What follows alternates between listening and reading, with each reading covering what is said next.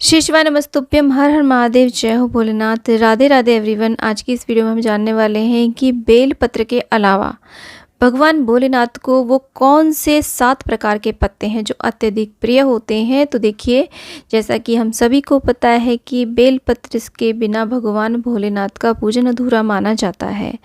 तो बेलपत्र के अलावा वो कौन कौन से पौधे हैं, किस किस को अर्पित करने से हमारी क्या क्या मनोकामना पूर्ण होती है, क्या हमें लाभ होता है, वो सब जानकारी आपको इस वीडियो में मिलने वाली है। तो बेलपत्र तो हमें ज़रूर ही अर्पित करना चाहिए। बेलपत्र कभी बासी नहीं माने जाते। जब भी जैसे भी आपको मिल पाए फ्रिज में रख लीजिएगा, बेलपत्र ज़रूर अर्पित करें। और देखिए, यहाँ पर जो उसके बाद में पहला जो पत्ता है वो है दूर्वांकुर।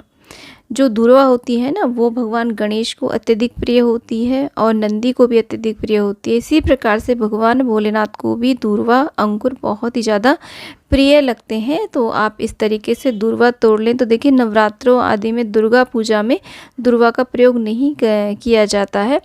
और गणेश जी को तो देखिए, गणेश जी की पूजा तो बिना दूर्वा के संपूर्ण ही नहीं मानी जाती है। तो दूर्वा इस प्रकार से तोड़ करके आप भगवान भोलेनाथ पे ज़रूर अर्पित करें। इससे हमारे शास्त्रों में बताया गया है कि हमारे जो ग्रह होते हैं ना, वो शांत होते हैं और दूर्वा के तरीके से ही हमारे जो नाल होते हैं ना, वो फैलते हैं, यानी कि हमारी वंश वृद्धि होती है यदि हम दूर्वांकुर इस प्रकार से शिवलिंग पर अर्पित करते हैं। दूर्वा घास में अमृत बसा हुआ माना जाता है और यदि शिवलिंग पर हम दूर्वा अर्पित करते हैं तो इससे हमें अकाल मृत्यु का भय भी हमारा समाप्त हो जाता है। तो दूर्वा आप अवश्य रूप से अर्पित करें शिवलिंग के ऊपर। बहुत ही ज़्यादा हमें ग्रह दोष आदि में हमारे में फ़ायदा होता है और हमारी वंश वृद्धि होती है।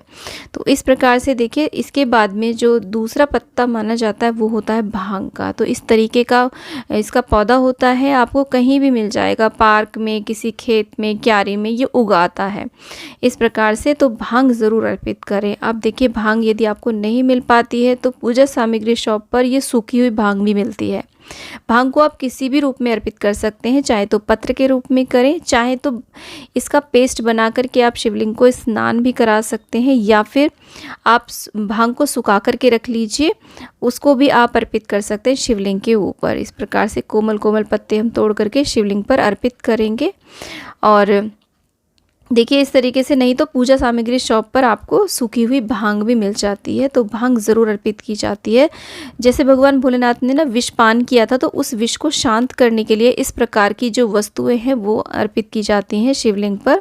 और भगवान भोलेनाथ के अनुसार जितनी भी ऐसी वस्तुएं हैं जो हमें ग्रहण नहीं करनी चाहिए, वो सब भोलेनाथ स्वयं ग्रहण करते हैं और संदेश देते हैं कि हमें, मानव को, ये वस्तुएं नहीं ग्रहण करनी चाहिए। भगवान भोलेनाथ ने जैसे कि विष पान किया था, ठीक उसी प्रकार से जो भी प्रकृति में इस प्रकार की जो वस्तुएं हैं ना, वो सारी की सारी शिवलिंग पर अर्पित की जाती हैं। उन्हें स्वयं कभी भी हमें प्रयोग में नहीं लाना चाहिए।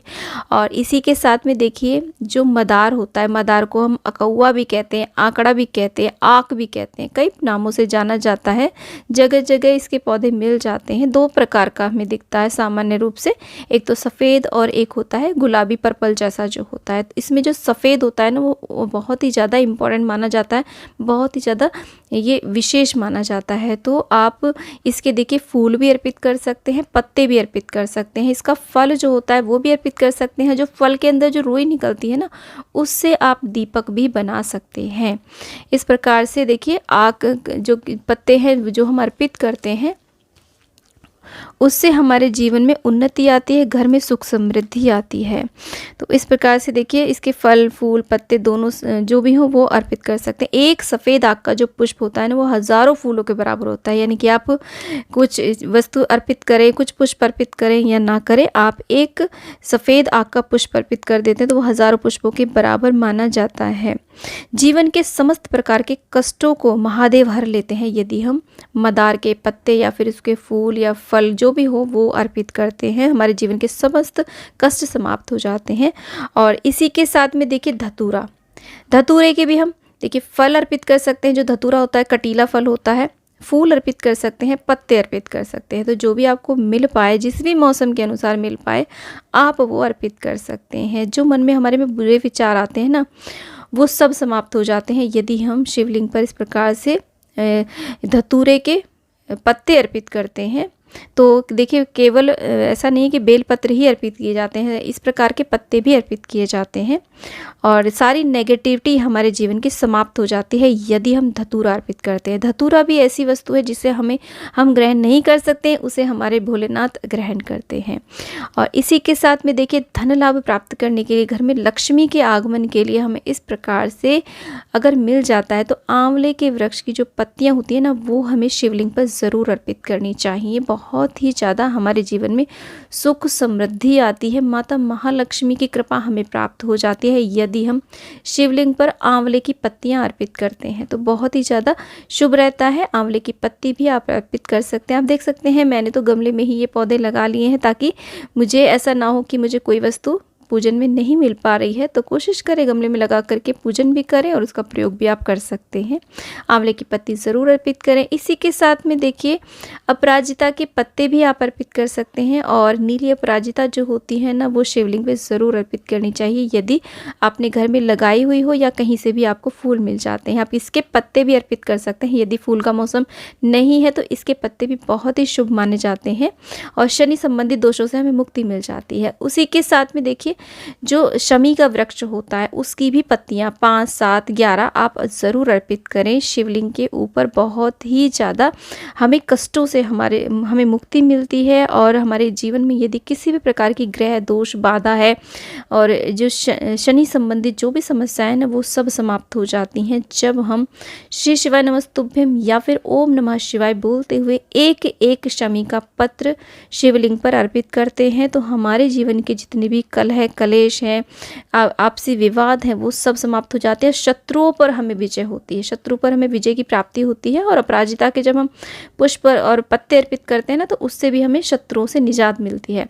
इसी के साथ में देखिए शिवलिंग पर अर्पित किए जाते हैं आम के पत्ते। हमारे जितने भी शुभ और मांगलिक कार्य होते हैं सब में आम के पत्तों का प्रयोग अवश्य किया जाता है, तो आम के पत्ते आप ज़रूर अर्पित करें। अब देखिए ये जो विशेष पत्ते हैं आप चाहें तो देखिए अगर आपने सोमवार के व्रत किए हैं उनमें अर्पित कर सकते हैं, प्रदोष का या फिर शिवरात्रि का व्रत कर रहे हैं, महाशिवरात्रि का व्रत कर रहे हैं या फिर पूरे सावन के महीने भी आप इन पत्तों को अर्पित कर सकते हैं या फिर जब भी जो भी शिव जी की पूजा का दिवस होता है उस दिन आप इन पत्तों को अर्पित कर सकते हैं। अब ऐसा भी नहीं है कि सारे ही पत्ते आप अर्पित करें, आप इनमें से जो भी उपलब्ध हो जाए, आप 5 भी कर सकते हैं, 7 भी, जितने भी पत्ते हो पाए वो आप अर्पित कर सकते हैं अपने व्रत पूजन वाले दिन। और इसी के साथ में देखिए जो पीपल वृक्ष होता है ना, उसके पत्ते बहुत ही ज़्यादा शुभ माने जाते हैं। त्रिदेवता का इसमें वास माना जाता है। पीपल के पत्तों में महादेव का वास होता है, जैसे कि ब्रह्मा विष्णु महेश। इसकी जड़ों में ब्रह्मा, तने को विष्णु और पत्तों को महेश के समान माना जाता है। और जब पीपल के पत्ते को शिवलिंग पर अर्पित करते हैं तो हमारे पितृ दोष समाप्त हो जाते हैं। पितृ जो भी नवग्रह से संबंधित, हमारे जो भी नवग्रह से संबंधित जितने भी दोष हैं उन सब का निवारण स्वयमेव हो जाता है यदि हम पीपल के जितने भी हो पाए 5-7 पत्ते अर्पित करते हैं शिवलिंग के ऊपर। सो फ्रेंड्स, बेलपत्र ही नहीं, ये सारे पत्ते भी शिवलिंग पर अर्पित किए जाते हैं जिनके बारे में मैंने इस वीडियो में आपको बताया है। तो वीडियो बहुत ही ज़्यादा महत्वपूर्ण है। आप इस जानकारी भरे वीडियो को अपनी फैमिली फ्रेंड सर्कल में ज़रूर शेयर कीजिएगा। ये किसी अन्य व्यक्ति के भी काम आएगा तो इसका पुण्य लाभ आपको भी प्राप्त होगा। तो वीडियो को लाइक करें, चैनल को सब्सक्राइब करें और वीडियो को ज़्यादा ज़्यादा शेयर करें और कमेंट बॉक्स में श्री शिवाय नमस्तुभ्यम अवश्य लिखें। फ्रेंड्स, मिलते हैं नेक्स्ट वीडियो में, तब तक के लिए हरे कृष्णा, राधे राधे, श्री शिवाय नमस्तुभ्यम।